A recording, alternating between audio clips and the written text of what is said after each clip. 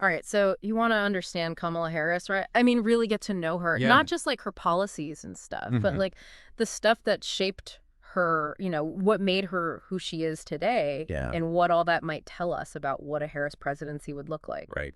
We're doing a deep dive into this video essay called The Real Story of Kamala Harris, Yeah. and we're going to like trace how she's evolved as a leader and try to unpack what it all means. It really is interesting how you can sort of get a glimpse into someone's style as a leader just by looking at their journey. Yeah. Like, reading a biography of some historical figure to understand the decisions they made. Totally. And with Harris, her story begins in 1964 in Oakland, California. Okay. Both her parents were immigrants, actually. Oh, wow. Her dad was Jamaican and had a PhD in economics, and her mom came from India to get her own education. Interesting. So, like, right away, you see this emphasis on education. For sure. And I think that's something that will probably influence her policy decisions. Yeah. I mean, it suggests a belief in, like, the power of knowledge to open doors. Absolutely. Yeah.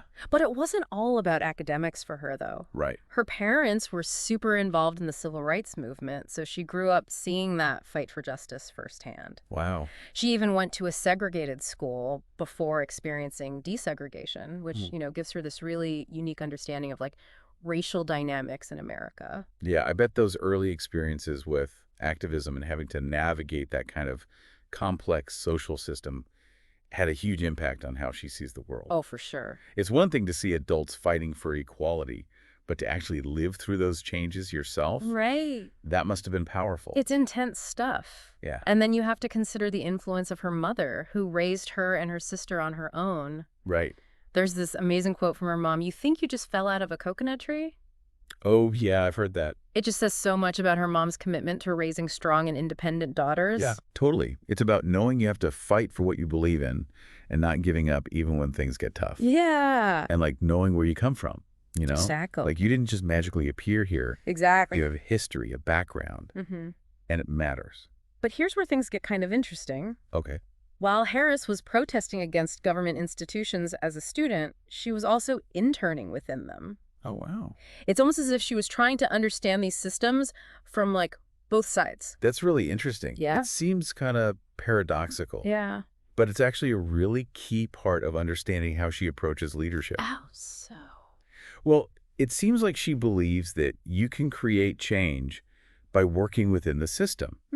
There's this speech she gave to Howard University graduates in 2017. Okay. And she basically argued that you can march for Black Lives Matter Hmm. and also serve as a prosecutor or even be on a police commission. So it's not just about picking a side, but finding the most effective way to make a difference. Yeah, exactly. Which raises the question, do you think change is more effective from inside a system or outside of it? That's a tough one. Yeah, it's a question worth thinking about. Yeah, And it's something we'll keep exploring as we dig into her career, especially her time as a prosecutor. definitely. Because that's where things get really interesting. Okay, so let's talk about those prosecutor years, because that's where things start to get, I don't know, maybe a little controversial. Yeah. She was a prosecutor in Alameda County, then San Francisco, and then eventually for the entire state of California. Wow. And this period is really key to understanding her approach to justice. For sure, it's where she really had to navigate some complex issues. Totally. To understand her time as a prosecutor, we need to understand this idea of a progressive prosecutor. Okay. It's kind of a new approach. Okay, so what does that mean? What's a progressive prosecutor? Well, traditional prosecutors, they really prioritize convictions and giving out tough sentences, like it's all about punishment instead of rehabilitation. Gotcha. Progressive prosecutors, they're trying to reduce how many people are in prison. Okay. And they do that by promoting alternative sentencing and looking at what's causing the crime in the first place. Like poverty and lack of opportunity? Exactly. Okay. And they're also really focused on addressing racial disparities in the system. Yeah, that's a huge issue in the U.S. It is. So where does Harris fit in all of this? Was she tough on crime or was she more progressive? That's where it gets tricky. Okay. Her actions don't really fit neatly into one category or the other. It's more like they fall on a spectrum. Okay, so she was kind of a mix of both. Yeah, she did things that were both progressive and traditional. I'm intrigued. Okay. So let's get into some specifics. Okay. What are some things she did that would be considered progressive? Well, one thing that really stands out is that she was all about using data to prevent crime. Ah, the data queen. Right. I've heard that she loves numbers. Exactly. Okay. And that led to some interesting initiatives. Like what? Well, she started this program to address kids skipping school, truancy. Okay. And instead of just charging the parents with a crime, she tried to work with the families and the schools to figure out what was going on. Hold on. She wanted to prosecute parents for their kids skipping school. Yeah, it was controversial. It does seem a bit harsh. Some people argued that it was unfair to low-income families. Who might not have the resources to deal with those issues. Exactly, and that it could trap them in a cycle of poverty and getting in trouble with the law. Right, I could see that. But Harris's thinking was that early intervention is key to keeping those kids from ending up in the criminal justice system later on. That's an interesting perspective. Yeah. And she believed that working with the families could help address the root causes of truancy. So it's like trying to be tough, but also understanding. Yeah, and I think it shows how complicated this stuff is. Yeah, it's not always black and white.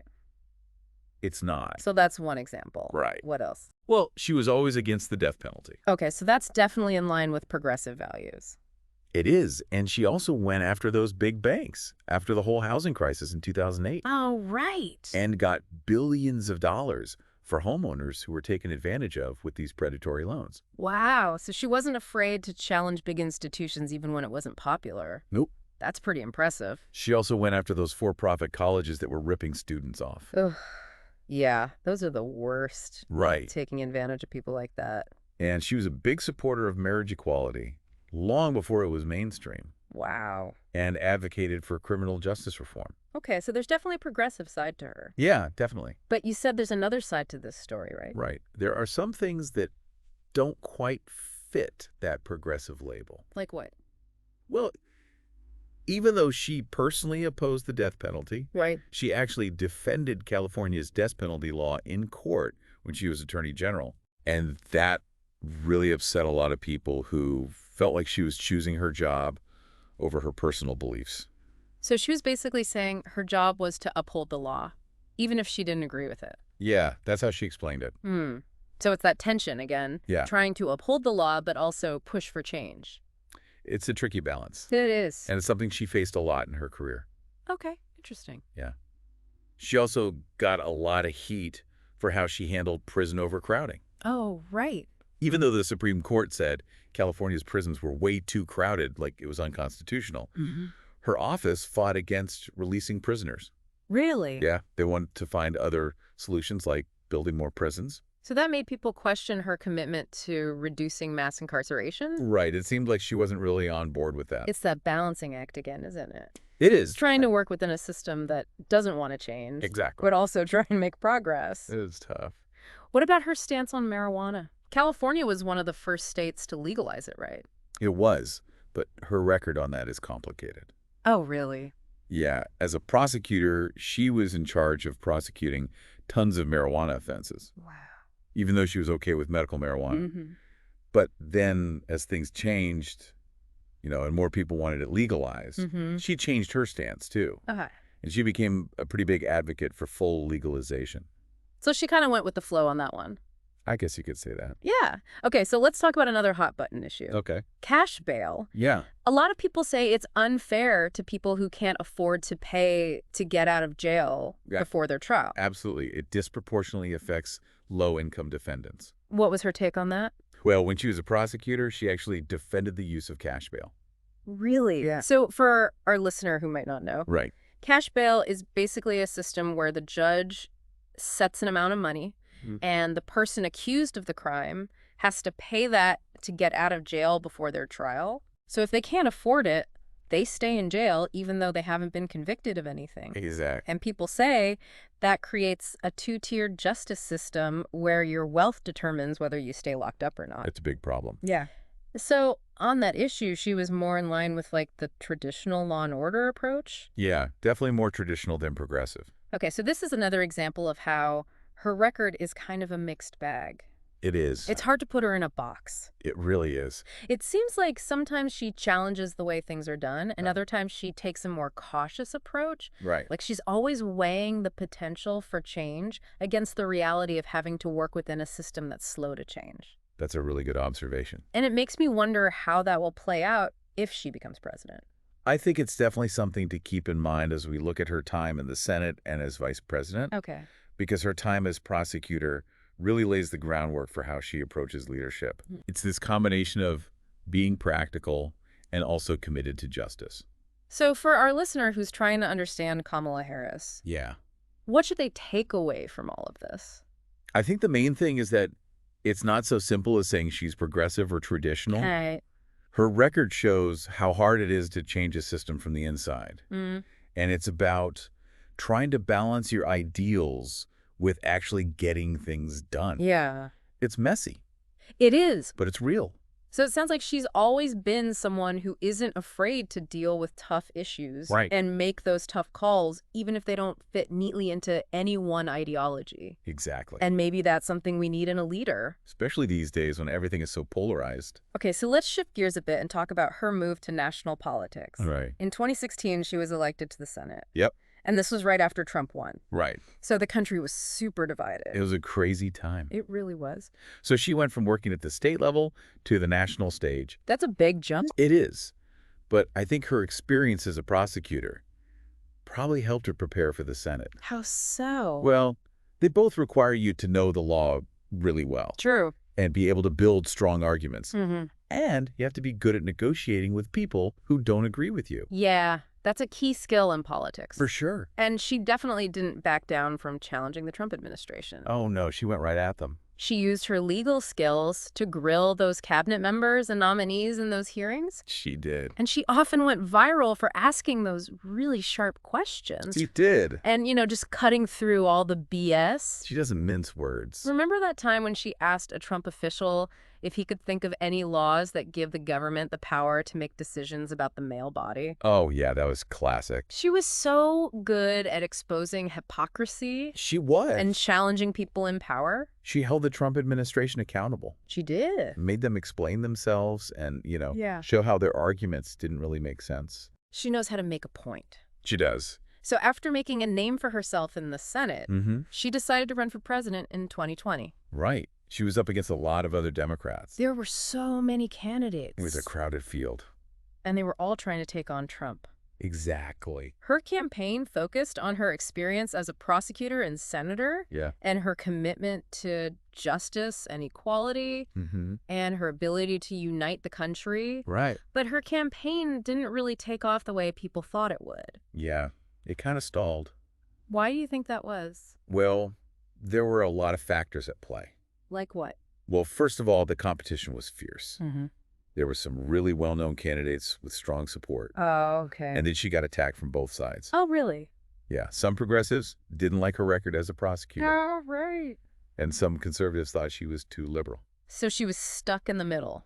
Kinda. And I think she also had trouble explaining her vision for the country in a way that really connected with voters. It's tough to stand out in a crowded field. It is. And it shows how hard it is to win a presidential primary. Yeah. You have to appeal to a lot of different people Right. and handle the scrutiny from the media and your opponents. It's a lot of pressure. It is. But even though she didn't win, Right. she gained a lot of experience She did. and got her name out there, Exactly. which helped her later on. And of course, she ended up becoming Biden's running mate. Yeah. And then the first female vice president. It was a historic moment. It really was. It broke down barriers and showed what's possible for women and people of color in this country. But her time as VP has been kind of hard to figure out. In what way? Well, because she was working under Biden. Right. And traditionally, VPs don't have a ton of power. Yeah, they're more behind the scenes. Right. They were like the second in command. Yeah. And her main job was supposed to be addressing the reasons why people are migrating from Central America. Right. That was her big task. Which is a huge issue. It is. It's so complex. It involves all these different countries. And then you have to deal with things like poverty and violence in those countries. Yeah. And then try to work with Congress to pass immigration reform. It's a lot. Yeah, it's a tough job. And there was so much confusion about her role in that whole border crisis. Yeah, people thought she was in charge of border security, but that wasn't really her job. Right, and that led to a lot of unfair criticism. People said she wasn't doing enough, but they didn't really understand what she was supposed to be doing. It just shows how public perception can be so different from reality. Especially in politics. Okay, so how would you sum up her time as VP? What kind of impact did she have? It's tough to say for sure because VPs don't have that much power. Right. But she definitely helped to push Biden's agenda. Like on issues like voting rights? Yeah. And criminal justice reform. Yeah. And climate change. And she used her platform to speak up for women and girls and people of color and other groups that are often marginalized. So she brought her own lived experiences to the role. She did. Which is important for representation. Absolutely. And just seeing someone who looks like you in a position of power can be really powerful. It can. So let's fast forward to now. Okay. Biden decides not to run again. Wow. And Kamala Harris becomes the Democratic nominee. That's huge. It's a historic moment, for sure. It is. But it also makes you wonder what kind of president she would be. Yeah, it's hard to say for sure. Her record is so complicated. It is. It's full of twists and turns. Maybe her journey can give us some clues. Maybe. Her supporters say she's smart and determined and committed to justice, Mm-hmm. and that her experience has prepared her to be president. Okay. But her critics worry that she's inconsistent and too willing to compromise. Yeah, they question if she has the experience and the vision to lead. It's like her potential presidency is this big question mark. Yeah. Kinda. You can't really put her in a box. It's hard to predict what she would do. So it's up to each of us to decide what we think of her record and whether we think she'd be a good president. It's a big decision. So listener, as you learn more about Kamala Harris and think about whether to vote for her, it's important to look beyond just her policies. Right. Think about the things that have shaped her as a person. Yeah, her values, her character. Her story is all about trying to make things better while also working within systems that are often unfair. It's not easy. It's not. And her record shows both sides of that struggle. It does. But it's always driven by this deep belief in justice and equality. That's for sure. So as you weigh her strengths and weaknesses, Right. think about the kind of leader we need. Yeah. Someone who can guide us through these difficult times. It's a big responsibility. It is. And in the end, you have to trust your gut. You do. This deep dive has given us a lot to think about. It has. We've seen how complicated her journey has been. But it's a reminder that leadership is complex. It is. And understanding someone's past can help us see what they might do in the future. Absolutely. Yeah, Yeah. it really is a fascinating journey when you think about it all. Yeah.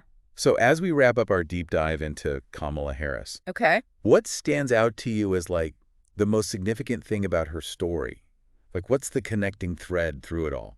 You know what's really interesting to me is like, even though she's taken all these different positions, Right. and sometimes they seem contradictory, you know, Mm-hmm.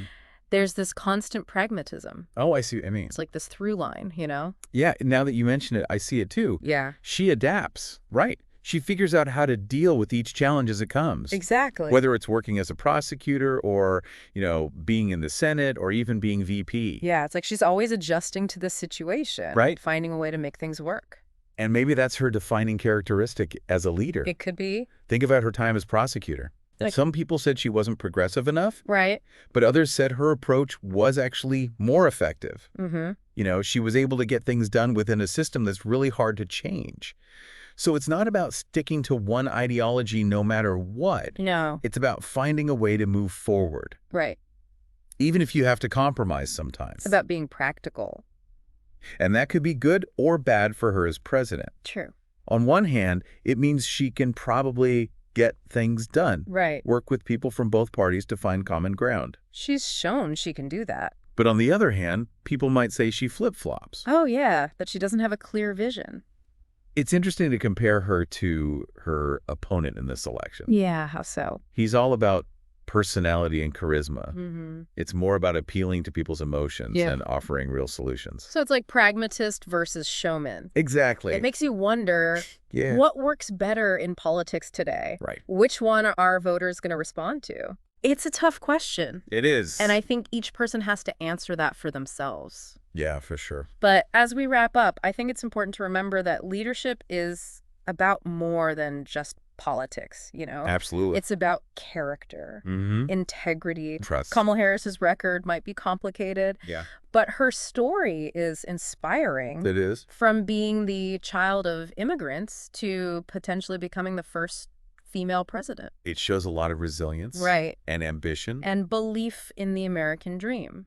Definitely. So listener, as you think about who you want to vote for, Don't just focus on the headlines and the sound bites. Right, dig a little deeper. Look at their stories, their values, their experiences. How have those things shaped who they are? And how might those things influence their decisions as president? It's a big choice. It is. Choosing a president means trusting someone to make decisions that will affect all of us. That's right. It's a decision that deserves a lot of thought.